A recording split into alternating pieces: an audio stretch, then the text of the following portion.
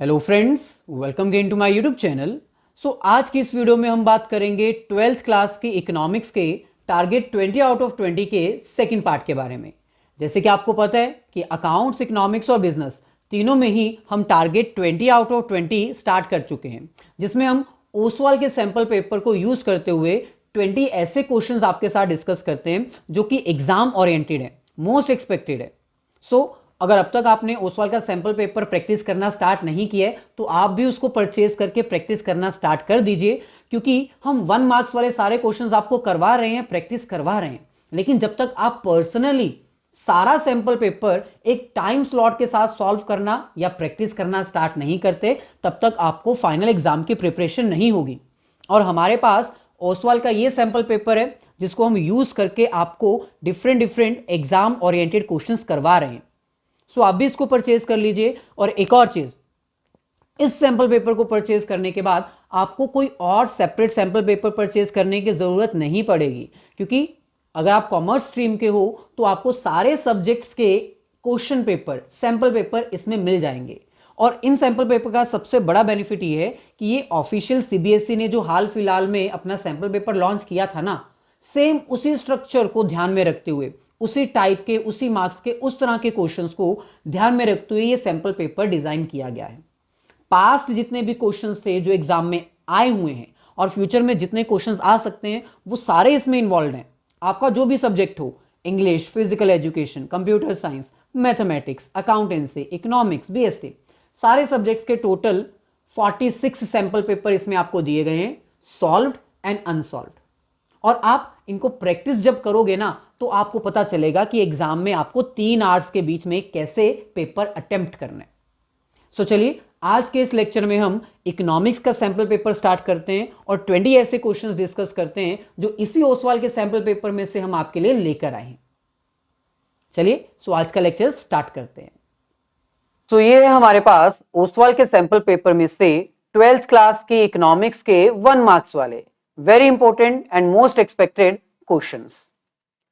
आज के ये क्वेश्चन स्टार्ट करने से पहले हम आपको बता दें कि आप ऑनलाइन टेस्ट भी अवेल कर सकते हैं। ये आपको एक क्यूआर कोड स्कैनर दिख रहा है, आप इसको स्कैन कर लीजिए। मैं इसकी इमेज को थोड़ा सा बड़ा करके दिखा देता हूं।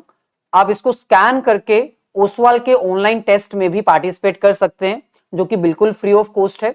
बस आपको अपना मोबाइल नंबर रजिस्टर करवाना होगा। अगर आप अपना प्रैक्टिस चेक करना चाहते हो, आपके कितने मार्क्स आ रहे हैं, आपकी कितनी प्रिपरेशन हो चुकी है, तो हम सैंपल पेपर से क्वेश्चंस तो आपको करवा ही रहे हैं, लेकिन आप ये ऑनलाइन टेस्ट के थ्रू भी अपनी प्रिपरेशन चेक कर सकते हैं।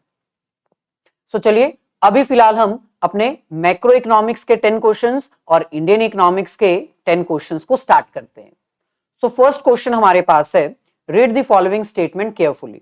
यानी स्टेटमेंट 1 और स्टेटमेंट 2 आपको दी हुई है, दोनों को रीड करके आपको पता लगाना है कि कौन सी ट्रू है और कौन सी फॉल्स है। फर्स्ट हमें कह रहे हैं, marginal propensity to consume can never be positive, neither zero और नेगेटिव।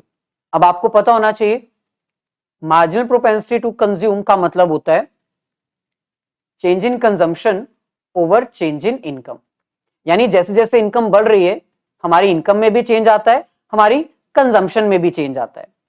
तो आपको पता होना चाहिए कि marginal propensity to consume positive हो सकती है क्या? Obviously yes. कंजम्पशन तो कभी नेगेटिव नहीं हो सकती ना, हम कंजम्पशन करना थोड़ी बंद कर सकते हैं। तो ये पॉजिटिव हो सकती है। क्या ये जीरो हो सकती है? यस।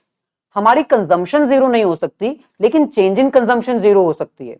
हो सकता है कि पिछले महीने भी हमने 100 रुपए कंज्यूम किए हों और इस महीने भी हमने 100 रुपए ही कंज्यूम किए हों। तो क्या हमारी कंजम्पशन में कोई मार्जिन आया? क्या कोई चेंज आया? नहीं। तो marginal propensity to consume positive हो सकती है, यस। जीरो हो सकती है, यस। क्या ये नेगेटिव हो सकती है? तो यहां पर हमारे पास है फॉल्स। ये नेगेटिव तो नहीं हो सकती। हम हमारी कंजम्पशन इतनी कम नहीं कर सकते कि हमारी जरूरतें भी पूरी ना हो। Statement 2, marginal propensity to consume falls with the increase in income. ये स्टेटमेंट ट्रू है। अभी मैंने आपको बताया कि जैसे जैसे हमारी इनकम बढ़ने लगती है, वैसे वैसे हम हमारी सेविंग्स बढ़ाते रहते हैं और कंजम्पशन कम करते रहते हैं। क्योंकि ऑब्वियसली हमारी बेसिक नेसेसिटीज पूरी हो चुकी हैं, जो हमारे पास बेसिक चीजें होनी चाहिए वो हमारी फुलफिल हो रही हैं। तो बढ़ी हुई इनकम हम कंज्यूम थोड़ी करेंगे, हम उसको ज्यादा से ज्यादा सेव करेंगे। तो जैसे जैसे आपकी इनकम बढ़ती रहेगी, आपकी marginal propensity to consume fall होती रहेगी। तो statement 1 is false but statement 2 is true. तो कौन सा ऑप्शन यहां पर सिलेक्ट होगा? B, statement 1 is false, statement 2 is true. तो जैसे कि मैंने बताया, हम इन क्वेश्चंस को सिर्फ सॉल्व नहीं करेंगे, यानी मेरा मकसद ये नहीं है कि सामने क्वेश्चन रखो और टिक बता दो कि भाई ये वाला सही है और आगे बढ़ो। कॉन्सेप्ट भी आपको याद आने चाहिए। जो सैंपल पेपर्स हैं वो बेसिकली इसीलिए बनाए गए हैं ताकि आपको पिछले कॉन्सेप्ट्स याद आते रहें। चलिए, सेकंड क्वेश्चन हमारे पास है, if an Indian buys UK car company, it enters dash of the balance of payment as a dash item. अब आपको पता होना चाहिए, बैलेंस ऑफ पेमेंट में हमारे बेसिक दो अकाउंट्स होते हैं। एक होता है करंट अकाउंट, जिसमें हम ऐसे ट्रांजैक्शंस रिकॉर्ड करते हैं जो कि बाउंड्रीज को क्रॉस करती हैं।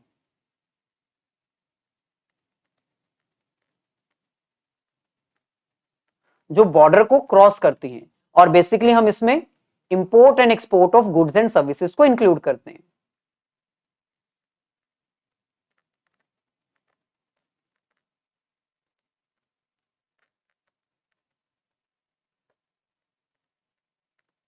यानी विजिबल ट्रेड और इनविजिबल ट्रेड को करंट अकाउंट में इन्वॉल्व किया जाता है। दूसरी तरफ हमारे पास होते हैं कैपिटल अकाउंट।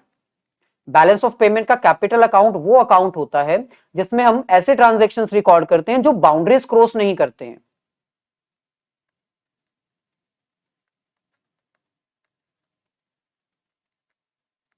ये बॉर्डर क्रॉस नहीं करते हैं। बेसिकली हम इसमें एसेट्स और लायबिलिटीज को इंक्लूड करते हैं, ऐसी ट्रांजैक्शन जिससे बाउंड्री क्रॉस नहीं होती हैं, लेकिन फिर भी एक्सचेंज ऑफ करेंसी जरूर होता है। जैसे फॉर एग्जांपल यहां पर हमें कह रहे हैं Indian buys UK car company. अब यूके की कार कंपनी की बिल्डिंग, जहां पर भी उसका लैंड है, जहां पर भी उसकी मैन्युफैक्चरिंग यूनिट है, वो तो यूके में रहेगी। यूके की लैंड हम परचेज करके इंडिया में थोड़ी ले आएंगे। यूके का एरिया जो है, जिस एरिया में वो कार कंपनी एस्टेब्लिश्ड है, उस एरिया को उठा के हम इंडिया के हिस्से में, इंडिया की ज्योग्राफी में थोड़ी ऐड कर देंगे। तो ये पॉसिबल नहीं है। तो बाउंड्री क्रॉस नहीं होती है, लेकिन फिर भी ये बैलेंस ऑफ पेमेंट का पार्ट है। तो इसका मतलब if an Indian buys UK car company, तो ये कहां एंटर होगी? करंट अकाउंट में नहीं, क्योंकि इसमें बाउंड्री क्रॉस नहीं हुई है, इसलिए कैपिटल अकाउंट में रिकॉर्ड होगी, क्योंकि ये एक तरह से एसेट नेचर की है। ये एक ऐसी ट्रांजैक्शन है जिससे इंडिया की एसेट्स बढ़ रही हैं। एसेट्स और लायबिलिटीज में अगर चेंज आता है ना, तो उसको कैपिटल अकाउंट में इंक्लूड किया जाता है। अच्छा, अब ये कैपिटल में तो इंक्लूड होंगी, लेकिन कौन सी, डेबिट या क्रेडिट? सिंपल है, पैसा जा रहा है, कार कंपनी अगर परचेज की गई है तो हमें पेमेंट करनी पड़ेगी। पेमेंट यानी कि एक्सपेंसेस, और एक्सपेंसेस को हम क्या करते हैं? डेबिट। सो यहां पर हम डेबिट लिखेंगे। जो कॉमर्स के स्टूडेंट्स हैं उनको डेबिट और क्रेडिट का मतलब अच्छे से पता होगा। So capital account and debit, option B. आगे बढ़ते हैं, नेक्स्ट हमारे पास है थर्ड क्वेश्चन। थर्ड क्वेश्चन में हमें कह रहे हैं which of the following is not helpful in controlling money supply, यानी क्रेडिट कंट्रोल। इन चारों में से वो कौन सा ऑप्शन है जिससे क्रेडिट कंट्रोल जो है वो नहीं होता है? तो फर्स्ट ऑप्शन ही इसका करेक्ट ऑप्शन है, option A. Free market policies का मतलब होता है free market forces,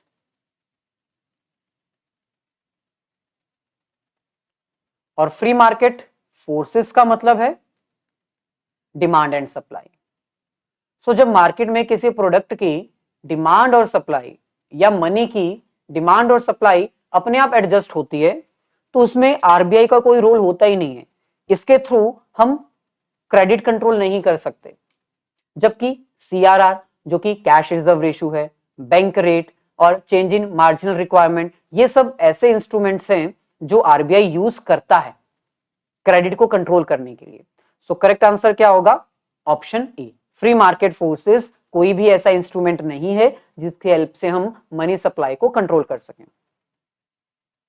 free market operations ऐसे जरूर है जिसमें गवर्नमेंट अपने शेयर्स खरीदती है और बेचती है, लेकिन ये वो फ्री मार्केट ऑपरेशंस नहीं है, ठीक है, ये फ्री मार्केट पॉलिसीज हैं। नेक्स्ट हमारे पास है फोर्थ क्वेश्चन, जिसमें हमें ये स्टेटमेंट रीड करनी है और पता लगाना है कि कौन सी स्टेटमेंट ट्रू है। If US dollar exchanges for ₹70 instead of 60, मान लो कि पहले एक यूएस डॉलर हमें 60 का मिलता था, लेकिन अब ये महंगा हो गया है, 70 रुपीज का हो चुका है। The domestic currency shows depreciation, तो क्या इसको डेप्रिसिएशन कहेंगे? अब इसमें भी बहुत बड़ी कंफ्यूजन है, एक होती है डेप्रिसिएशन और एक होती है डिवैल्यूएशन। डिवैल्यूएशन यानी अपनी करेंसी की वैल्यू को कम करना। पहले अगर $1 60 रुपए का मिलता था, तो अब 70 रुपए का मिलता है, लेकिन इसमें गवर्नमेंट वॉलेंटरली ऐसा करती है, गवर्नमेंट जानबूझकर अपने करेंसी को डिवैल्यू करती है, उसकी वैल्यू को कम करती है। और डेप्रिसिएशन का मतलब होता है 60 रुपए वाला डॉलर 70 का हो जाना, लेकिन यहां पर गवर्नमेंट नहीं करती है, ये फ्री मार्केट ऑपरेशन से होता है। यानी मार्केट में डिमांड और सप्लाई की हेल्प से जब डॉलर महंगा हो जाए, इंडिया की करेंसी की वैल्यू कम हो जाए, तो उसको डेप्रिसिएशन कहते हैं। और अगर गवर्नमेंट जानबूझकर, डेलिबरेटली, वॉलेंटरली इंडिया की वैल्यू को कम कर दे, डॉलर्स को महंगा कर दे, तो उसको डिवैल्यूएशन कहते हैं। तो यहां पर हमें कुछ स्पेसिफिक बताया नहीं गया है, हमें सिर्फ इतना बोला है कि जो डॉलर 60 का था अब 70 का हो गया है, तो ये डेप्रिसिएशन हो सकता है क्या? हाँ, ये डेप्रिसिएशन भी हो सकता है, ये डिवैल्यूएशन भी हो सकता है। तो ये स्टेटमेंट अभी फिलहाल ट्रू है। आगे हमें कह रहे हैं depreciation of domestic currency encourages imports. अगर डॉलर महंगे हो जाते हैं तो क्या इससे इंपोर्ट बढ़ेगा? नहीं, फॉल्स। अगर डॉलर महंगा हो गया, पहले जो चीज 60 की मिलती थी, अब अगर वो 70 की मिलेगी, तो क्या हम फॉरेन से ज्यादा सामान मंगवाएंगे? नहीं, झूठ। हम एक्सपोर्ट ज्यादा करेंगे, इंपोर्ट नहीं। तो डिवैल्यूएशन से या डेप्रिसिएशन से एक्सपोर्ट ज्यादा होता है, इंपोर्ट नहीं। तो स्टेटमेंट 2 फॉल्स है। सो कौन सा ऑप्शन सिलेक्ट करें हम यहां पर? Statement 1 is true but statement 2 is false, option A. जैसे डेप्रिसिएशन और डिवैल्यूएशन है, ऐसे ही एप्रिसिएशन भी एक वर्ड होता है। चलिए आगे बढ़ते हैं। फिफ्थ क्वेश्चन हमारे पास है, इसमें भी स्टेटमेंट 1 और 2 को हमें आइडेंटिफाई करना है, कौन सी ट्रू और कौन सी फॉल्स है। Real flow is also known as physical flow, तो ये ट्रू है, आपको पता होना चाहिए। मनी के चैप्टर में, मनी एंड बैंकिंग के चैप्टर में हमने ये पढ़ा हुआ है। फ्लो दो तरह के होते हैं, एक होता है रियल फ्लो, जिसमें गुड्स और सर्विसेज का एक्सचेंज होता है,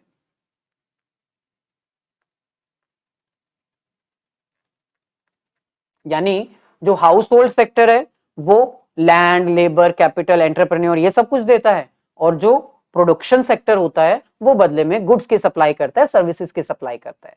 तो क्योंकि इसमें मनी इन्वॉल्व नहीं है, इसलिए हम इसको फिजिकल फ्लो भी कहते हैं। तो ये स्टेटमेंट ट्रू है। दूसरा हमारे पास होता है मनी फ्लो। अब सिमिलरली मनी फ्लो ऐसा फ्लो है जिसमें एक्सचेंज ऑफ मनी होती है,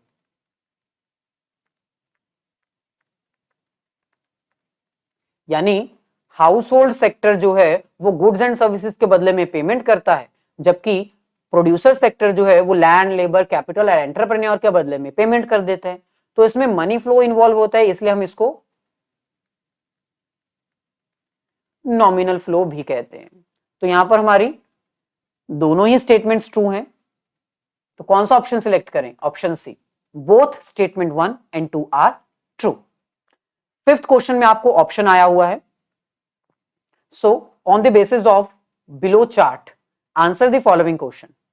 gross domestic product at factor cost is equals to,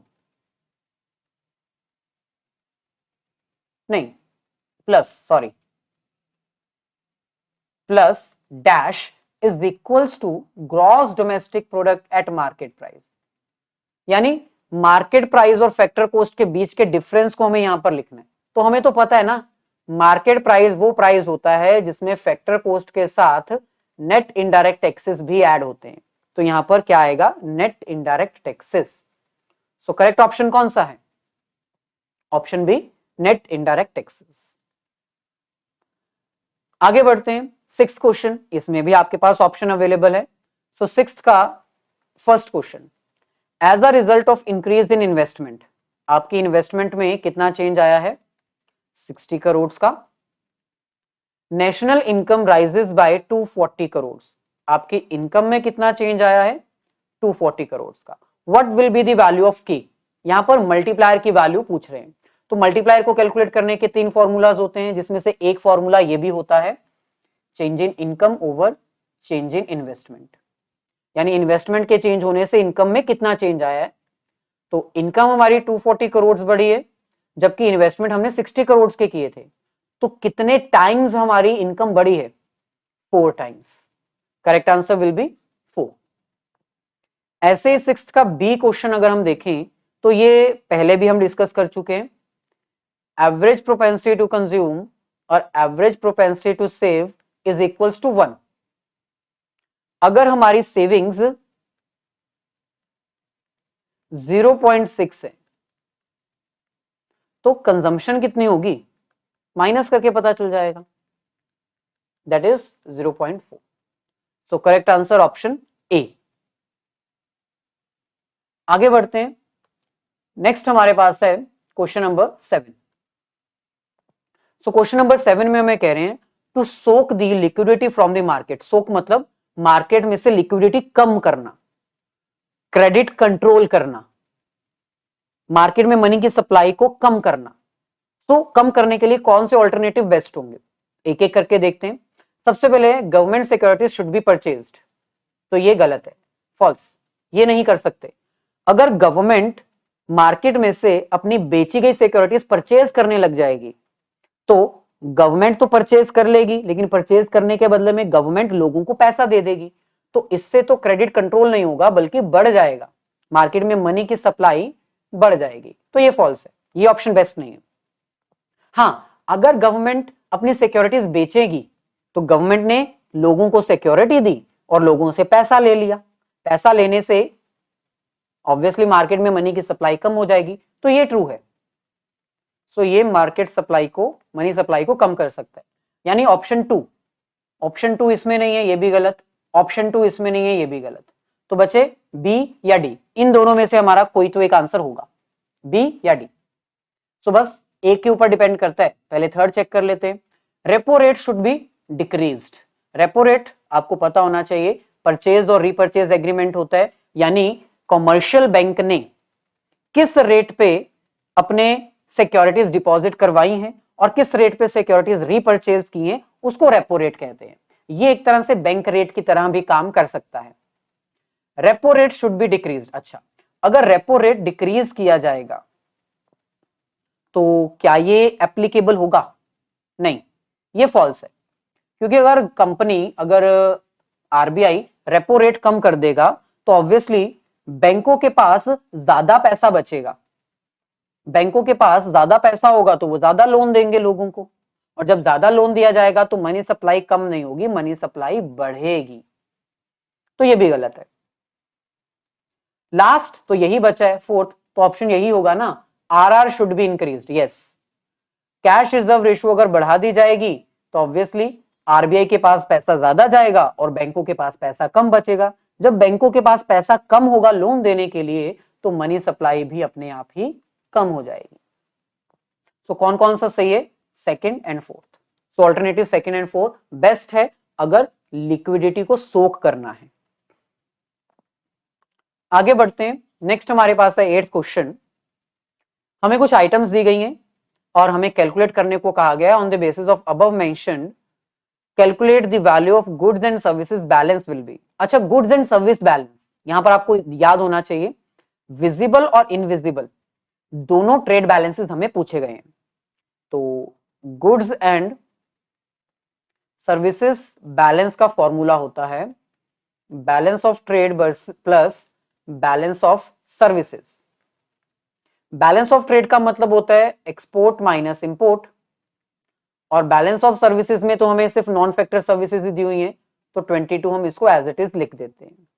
export 125 है, इंपोर्ट 165 है प्लस 22, सो -40 प्लस 22 आ जाएगा -18। तो करेक्ट आंसर ऑप्शन सी।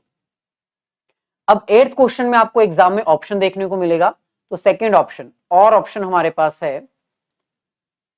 इसमें हमें 2020 और 21 को कंपेयर करना है और पता लगाना है कि क्या चेंजेस आए हैं। ये एक्सपोर्ट है और ये इंपोर्ट है। अगर हम एक्सपोर्ट की बात करें तो एक्सपोर्ट हमारा इंक्रीज हुआ है 300 से और इंपोर्ट हमारा इंक्रीज हुआ है 200 से।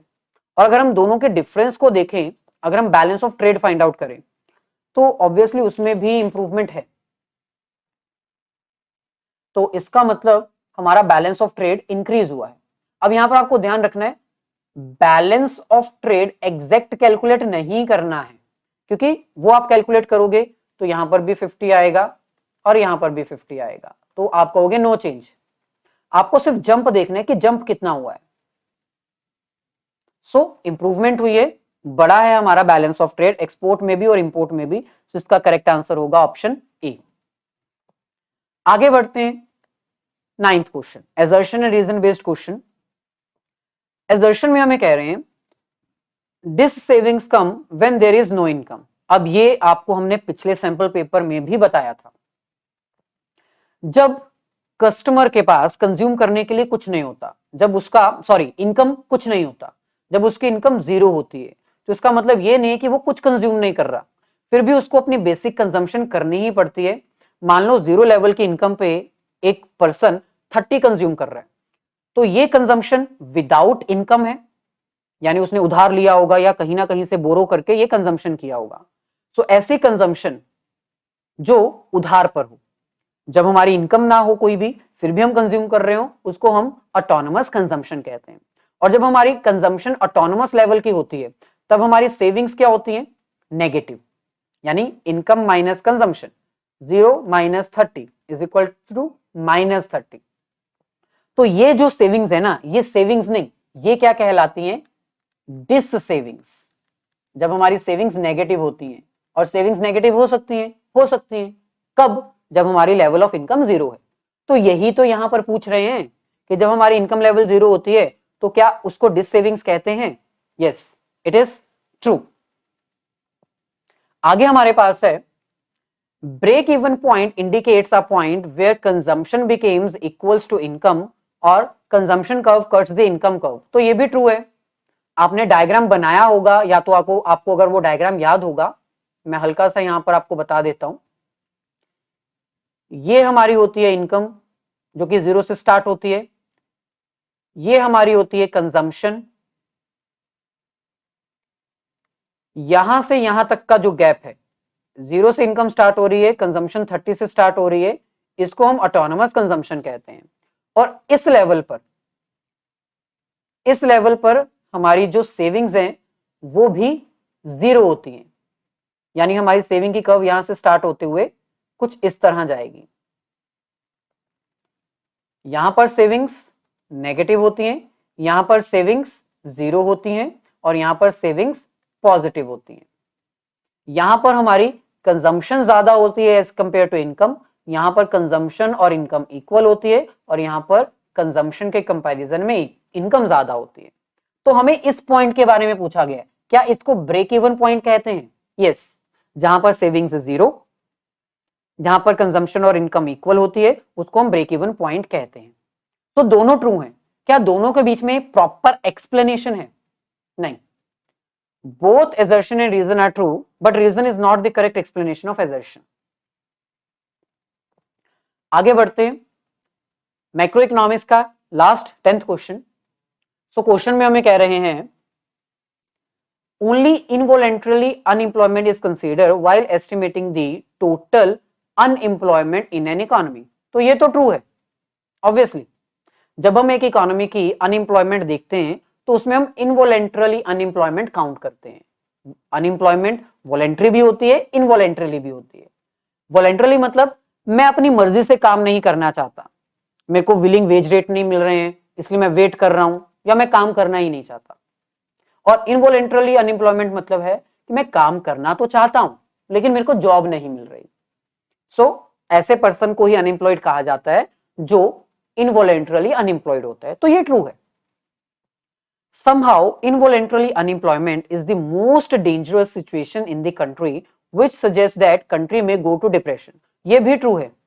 अगर एक इकोनॉमी में इनवॉलेंटरली अनएम्प्लॉयमेंट ज्यादा है तो वो सबसे डेंजरस सिचुएशन है, यानी पर्सन काम करना तो चाहता है लेकिन इकोनॉमी में जॉब ही नहीं है, तो ऐसे तो इकोनॉमी डिप्रेशन में जा सकती है, तो ये भी ट्रू है। क्या दोनों में कोई एक्सप्लेनेशन है? नहीं, एक्सप्लेनेशन दोनों में कोई भी नहीं है। So option B, assertion, reason, both are true, but reason is not the correct explanation of assertion. चलिए आगे बढ़ते हैं। अब हम बात करते हैं इंडियन इकोनॉमिक डेवलपमेंट की। इसको सॉल्व करने में ज्यादा टाइम लगेगा क्योंकि ये ऑब्वियसली थ्योरी है। सो फर्स्ट हमें कह रहे हैं which of the following statement is not true. अब एग्जाम में ना इसका जरूर ध्यान रखना, नॉट ट्रू यानी कौन सी स्टेटमेंट फॉल्स है उसके बारे में पूछ रहे हैं। Slow growth of agriculture and industrial sector on the eve of independence during British rule. Agriculture sector, industrial sector grow कर रहे थे, हाँ कर रहे थे, स्लो कर रहे थे, तो ये तो ट्रू है। Next, the area of operations of public sector was very limited. Yes, public sector कम था, प्राइवेट सेक्टर ही ज्यादा था क्योंकि ब्रिटिशर्स रूल अपने हिसाब से काम करवाते थे। Drain of India's wealth despite export surplus. Yes, India का बैलेंस ऑफ ट्रेड सरप्लस में था लेकिन फिर भी इंडिया की वेल्थ ड्रेन हो रही थी। मतलब इंडिया एक्सपोर्ट ज्यादा करता था, इंपोर्ट कम करता था, लेकिन फिर भी इंडिया इकोनॉमी सरप्लस होने के बावजूद डेप्रिशिएट हो रही थी। ड्यूरिंग कॉलोनी, अब बचा एक ही है तो यही फॉल्स होगा, यानी यही आंसर है। लिखा क्या है? During colonial period the service sector accounted for the largest share of the workforce. नहीं, ये गलत है। ब्रिटिश रूल में सर्विस सेक्टर कम था और एग्रीकल्चर सेक्टर में ज्यादा वर्कफोर्स काम करती थी। 19th क्वेश्चन में आपको ऑप्शन देखने को मिलेगा। India had an dash economy before the advent of British rule. Britishers से पहले इंडियन इकोनॉमी कैसी थी? ऑब्वियसली इंडियन इकोनॉमी इंडिपेंडेंट थी। हालांकि इंडिया में एग्रीकल्चर ज्यादा होता था, इंडस्ट्री कम थी, मैन्युफैक्चरिंग हब भी कम था, लेकिन फिर भी वो इंडिपेंडेंट थी क्योंकि मैनुअल वर्क वो खुद कर लेते थे। Second question, dash is not a notable economist who estimated India's per capita income during the colonial period. Britishers rule के अकॉर्डिंग, ब्रिटिशर्स रूल जब इंडिया में था तब पिंडले, विलियम डिग्बे, दादा भाई नरोजी तीनों ने कंट्रीब्यूट किया था नेशनल इनकम कैलकुलेट करने के लिए। किसने नहीं किया था? तो एक ही ऑप्शन बचा है, रॉम्स। सो ये करेक्ट आंसर है। नेक्स्ट हमारे पास है 20th, इसमें भी आपको ऑप्शन देखने को मिलेगा। अंडर इंपोर्ट सब्स्टिट्यूशन पॉलिसी, अब आपको पता होना चाहिए इंपोर्ट सब्स्टिट्यूशन पॉलिसी एक ऐसी पॉलिसी थी जिसके अकॉर्डिंग हम ये चाहते थे, आफ्टर इंडिपेंडेंस इंडिया ये चाहती थी कि ज्यादा से ज्यादा हम सेल्फ मैन्युफैक्चरिंग करें, सेल्फ डिपेंडेंट बने। ऐसे प्रोडक्ट्स जो हम फॉरेन से मंगवा रहे हैं लेकिन वो इंडिया में भी बन सकते हैं, तो उनको फॉरेन से मंगवाना बंद करो ना। तो उसके लिए गवर्नमेंट ने क्या किया था? ऑब्वियसली गवर्नमेंट ने इंपोर्ट ड्यूटी बढ़ा दी थी, टैक्सेस इंक्रीज कर दिए थे ताकि फॉरेन से लोग मंगवाना बंद करें। और दूसरा, अगर कैपिटल गुड्स मंगवानी भी है तो लिमिटेड क्वांटिटी में मंगवाई जाए, इसके लिए लिमिटेशंस भी लगा दी थी। So under import substitution policy protection from the imports took two forms, dash and dash. मैंने अभी बताया गवर्नमेंट ने एक तो टैक्सेस बढ़ा दिए थे, दूसरा लिमिट लगा दी थी कि आप इससे ज्यादा सामान नहीं मंगवा सकते। सो करेक्ट आंसर क्या होगा? Tariffs and quotas. टैरिफ्स मतलब इंपोर्ट टैक्स बढ़ा देना और कोटास मतलब इंपोर्ट करने के ऊपर एक लिमिट की रिस्ट्रिक्शन लगा देना। और ऑप्शन में हमें कह रहे हैं industrial policy resolution 1956 formed the basis of the dash 5 year plan. आपको पता होना चाहिए 1956 हमारा सेकंड 5 ईयर प्लान था और इस प्लान में हमने इंडस्ट्री की ऊपर ज्यादा इंपॉर्टेंस दिया था। तो करेक्ट आंसर ऑप्शन सी। आगे बढ़ते हैं 21st question, identify the apex institute for rural financing in India. NABARD, NABARD यानी national agriculture rural bank development, जो कि 12 जुलाई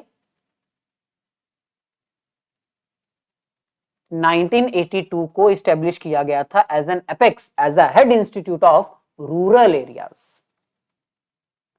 नेक्स्ट हमारे पास है from the set of the events given in column 1 and corresponding facts given in column 2, choose the correct pair.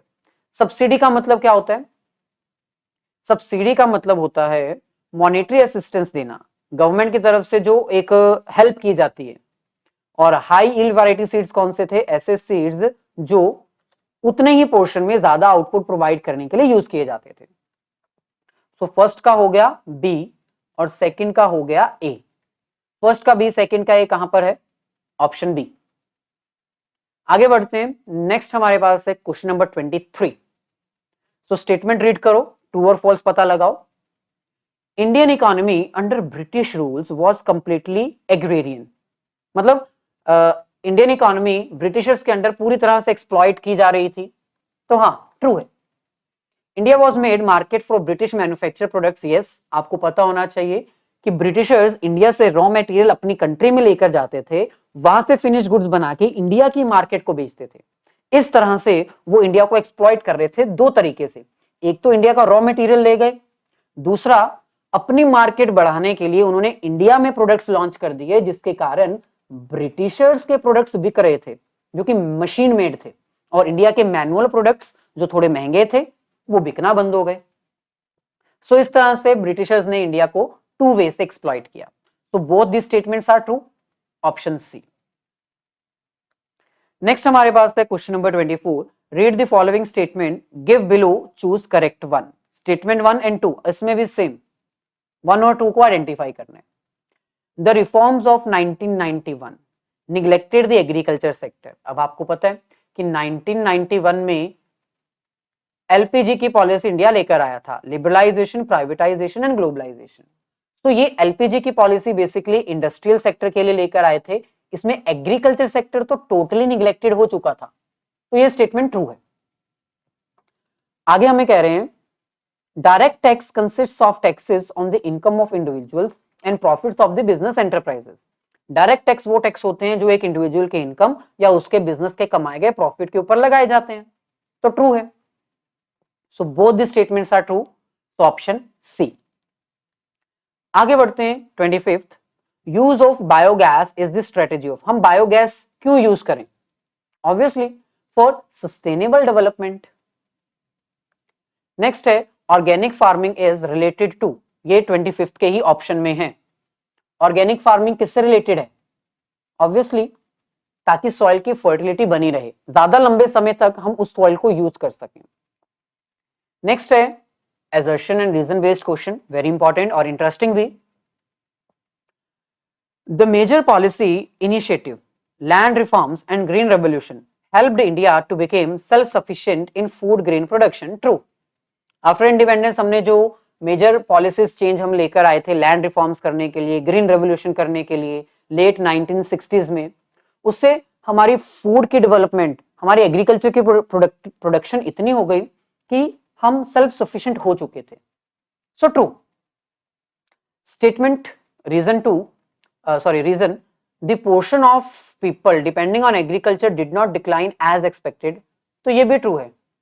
Green revolution आने से हम जितना एक्सपेक्ट कर रहे थे कि भाई अब एग्रीकल्चर में वर्कफोर्स कम हो जाएगी, तो ऐसा सच एज नहीं हुआ। अभी भी 43 to 45% लोग एग्रीकल्चर करते हैं, खेती बाड़ी कर रहे हैं। सो यहां पर दोनों ट्रू हैं, लेकिन दोनों में कोई प्रॉपर एक्सप्लेनेशन नहीं है। तो इसका करेक्ट आंसर ऑप्शन बी है। Both assertion and reason are true, but reason is not the correct explanation of assertion. Last question हमारे पास है 27। Government of India attached the right to education act in 2009, तो ये true है। 2009 में ही right to education act लेकर आया गया था टू मेक एजुकेशन फ्री। क्या ये एक्ट इसलिए लेकर आए थे ताकि एजुकेशन फ्री हो सके? यस। और ये कंपल्सरी था उन चिल्ड्रंस के लिए जिनकी एज 6 to 14 है, तो ये भी ट्रू है। और इस बार दोनों के बीच में प्रॉपर एक्सप्लेनेशन भी बन रही है। एक्सप्लेनेशन बन रही है या ना नहीं बन रही, ये कैसे चेक होता है? बिकॉज लगाकर। देखो, government of India attached the right to education act in 2009 because to make education free। वो एक्ट इसलिए लेकर आए थे ताकि एजुकेशन को फ्री किया जा सके। तो प्रॉपर रीजनिंग और एक्सप्लेनेशन बन रही है। तो इसका करेक्ट आंसर होना चाहिए ऑप्शन ए। तो ये था हमारा आज का लेक्चर, जिसमें हमने 1 मार्क के क्वेश्चंस ओसवाल के सैंपल पेपर में से डिस्कस किए।